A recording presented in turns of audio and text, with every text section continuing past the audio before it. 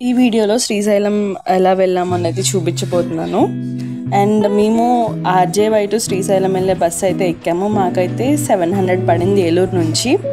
And మీరు కావాలంటే అభి bus and red bus నుంచి టికెట్స్ ఆర్డర్ పెట్టుకోవచ్చు. మేమైతే బస్ స్టాండ్లో టికెట్స్ తీసుకున్నాము. మాకు 11కి బస్సు అయితే 11:30కి వచ్చిందనమాట. అండ్ ఆ తర్వాత పొద్దున్నే లెగిసిన వెంటనే చూస్తున్నారు కదా, మమ్మల్ని అయితే ఒక చోట ఆపారు, కొండ కింద ఆపారు. అక్కడ టీ తాగేసి మేము కొండ పైకి వెళ్ళాము. ఎందుకంటే 6 తర్వాత బస్సెస్ని అలౌ చేస్తారంట కొండ పైకి, అంతకు ముందు వరకు అలౌ చేయరంట. ఎందుకంటే అక్కడ అడవిలో యానిమల్స్ అవన్నీ ఉంటాయి కాబట్టి. సో అక్కడ చూస్తున్నారు కదా, అంతా నల్లమల్ల ఫారెస్ట్ అనమాట.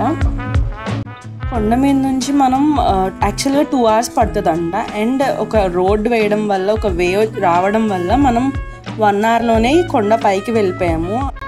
చూడండి, మనం కొండపైకి రాగానే శివుడు అండ్ నంది విగ్రహం అయితే కనపడుతుంది.